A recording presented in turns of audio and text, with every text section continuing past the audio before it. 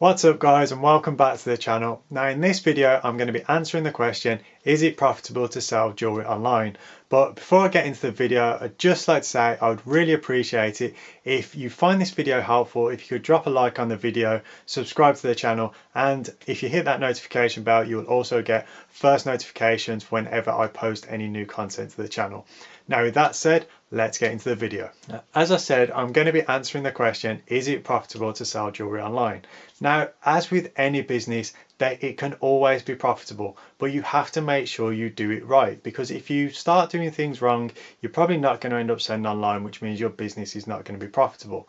And for this, I've identified 4 main elements you need to identify in order to make your online jewelry business profitable. And I'm going to cover each one in this video. Now, the first thing you want to do is you want to start bringing the right traffic into your website, because if you're not bringing the right traffic in, they're less likely to buy. And that's where your SEO and your online digital marketing is going to come into play. As long as you've got a good strategy in place where you are targeting your target audience, and that is the most important thing. You want to be targeting your target audience, because there's no point bringing in just loads and loads of traffic if they're not interested in the kind of products that you're selling. It's far better to have less visitors but have the right visitors, because they're going to be more inclined to buy. So that's where you need to be doing your keyword research, so that all the content on your site, whether it's blog posts, product listings, any kind of content you put on your site, is geared towards your target audience. So make sure you do your keyword research so that you're targeting the right people. I know I've said targeting a lot in this section, but it is a really important point, because you want to get the right people onto your site, because when you have the right people visiting your site, they're more inclined to buy. So how do you do your keyword research? It's something a lot of people struggle with and a lot of people just don't understand.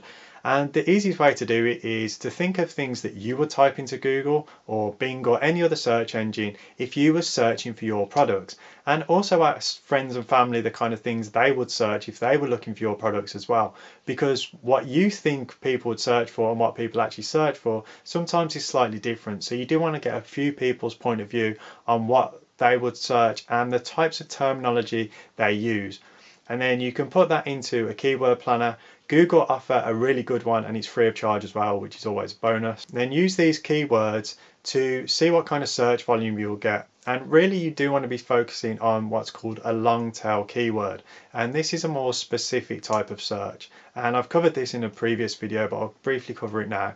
A long tail keyword is, as I said, a more specific search term. So say for example someone was searching diamond ring. This is a very broad search term, and you're going to have lots of different types of content come up, because you're going to have diamond rings for sale, blog posts on diamond rings, pictures of diamond rings. It's not particularly a focused search, whereas if somebody's searching for 18 karat white gold handmade diamond solitaire engagement ring, that is a far more focused search, and somebody who is searching that is more likely to have gone through the research stage of what they're looking for and are now looking for products that are going to match their kind of search results. So you want to think about these long tail keywords, which are multiple words and produce far more specific search results, and you want to aim to rank for these rather than more generic terms. So that's a quick little tip on how you can do some keyword research. So now we can talk about the second thing on the list. Now, if you've got the right kind of traffic onto your site, you want to make it easy for those people to buy. And a lot of companies overlook this and make their checkout process really complicated. You want to make it as easy as possible for people to buy from your site. So you want to remove any unnecessary pages from your checkout process. Some people have multiple like order review pages or basket pages. You just want the minimum amount of pages that you can get away with. So you want a basket page, a checkout page, and a confirmation order page. Really, you don't want any more than that, because the more pages you put in, it's more chance for somebody to change their mind and decide to click off and abandon their cart. And another thing for this is you also want to offer multiple payment options as well, because a lot of people just go with, say, PayPal for example.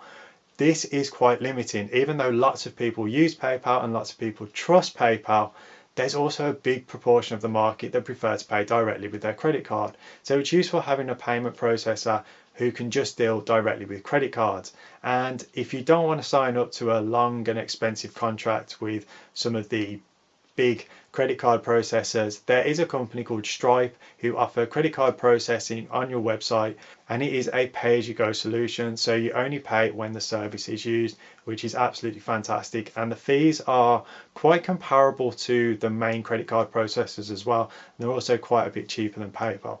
So that way you've got the PayPal method, which a lot of people use, but you also have the option of offering a credit card payment as well.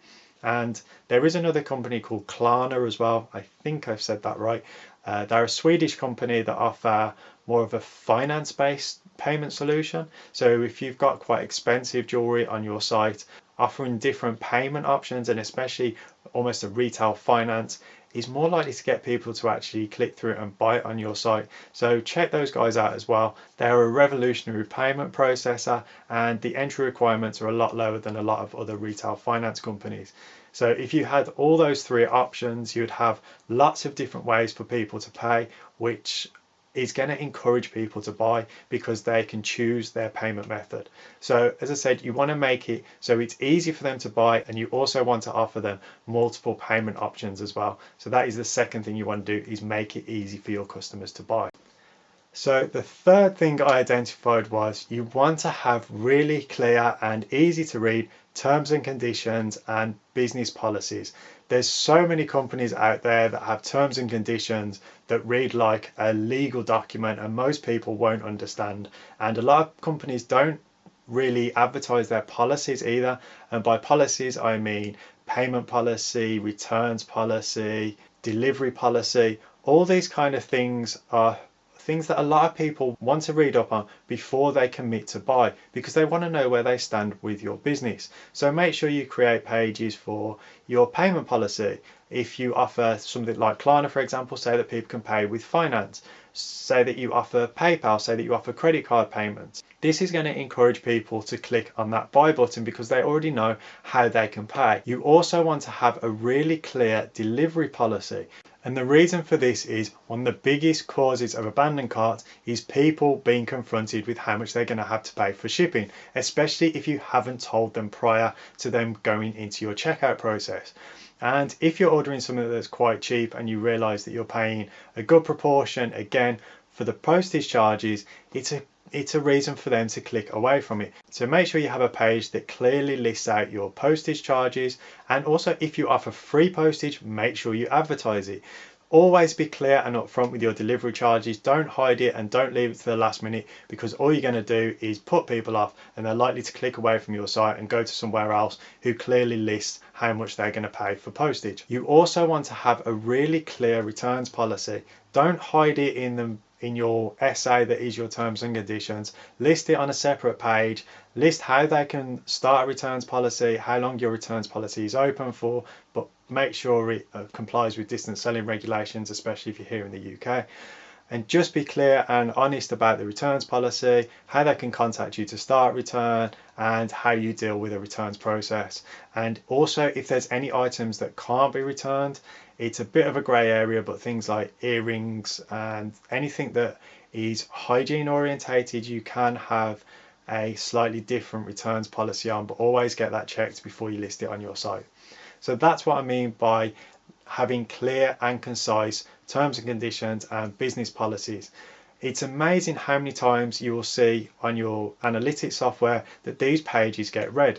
My delivery and my returns page used to get read quite often on my website, and often I would see a translation from people reading those pages to then going and buying from my site. So it's always useful having clear and concise information, because people want to know how they can deal with your company. Another thing is always have a clear contact form as well, and don't just have it so it's a contact form that sends to an email address. List your telephone number and your email address as well, because some people don't like filling out contact forms, and there's also a chance that your contact form might not work properly as well. So always give them an option to contact you as well. Having a telephone number is absolutely fantastic, and mine got used quite a bit, especially when I moved from putting my mobile number on my business to having a geo number. So for me in Birmingham, it's an 0121 number, and you don't have to have a landline installed for that. You can use something called VoIP software, which is where you can make phone calls over the internet. Honestly, check it out. I'll leave a link in the description below to one of the best companies in the UK. it really does help having a professional telephone number, because it adds that little bit of professionalism to your website. So honestly, go and check it out. And finally, we're on to element number 4, and this is probably the most important element, and I have covered this in a previous video which I'll link up here, where I go into a little bit more detail, and that is pricing your jewelry properly. Because it's no point having people coming to your site and buying from you if you're not making enough profit on your pieces to cover not only your bills, but also to be profitable and to put some money in your pocket as well. You always want to make sure that your jewelry is priced properly so that you are making profit, because even though we all love jewelry and jewelry is a fantastic thing, at the end of the day you're running a business and you want to make profit. It's the most important thing with your business, because if you're not making a profit, then it means that you're probably unfortunately going to end up going out of business. So you want to make sure that you're making enough profit per item so that you're covering your bills and you're putting money either into your pocket or having money available so that you can reinvest in your business so that you can grow it even bigger. So there you go, guys. Those are the 4 elements that I think are really, really important in creating a profitable online jewelry business. Yes, there's other elements as well, so just having a good website and things like that. But these are the things that once you've got your website built, you want to be focused on, because these 4 elements combined are going to ensure that you start selling jewelry and that you're selling jewelry profitably as well, which means your business is only going to benefit, because you're going to be able to either reinvest in your business or you're going to be able to take a nice long holiday somewhere. Either way, it's going to be really beneficial to you and your business. So you want to make sure that you're getting the right traffic to your site. You want to make sure it's easy for that traffic to buy. You also want to make sure your site's easy to navigate as well. I missed that out in that section, but make sure your site's easy to navigate, because the product page they might land on might not be exactly what they're looking for. So make sure you have related products listed somewhere. Make sure it's easy to navigate to other categories within your website, because you want to keep them on your site, not go back to Google where they could go to somebody else. Make it easy to navigate, so promote other products, because even though that one they landed on might not be perfect, the next page along might be exactly what they're looking for. So make sure it's easy to navigate their site, and then make sure it's easy for them to buy by having a really simple checkout process and having multiple payment options as well. The third thing is have clear and concise policies and terms and conditions. Make sure that the customer is informed. We live in a research age where people like to be informed before they make a decision. So make it easy for them to find that information. And fourth, you want to make sure your jewelry is profitable. So make sure you're pricing it so that it is making a profit per sale. So thank you so much for watching, guys. I hope you've enjoyed it and I hope you've learned something as well. If you have, definitely hit that like button, because it helps the YouTube algorithm boost my channel up, which is something I really want to do. And also hit that subscribe button and the notification bell to get first access to new content. So thank you once again, guys, for watching. I hope you all have a great time, have a great week, and I'll see you on the next video.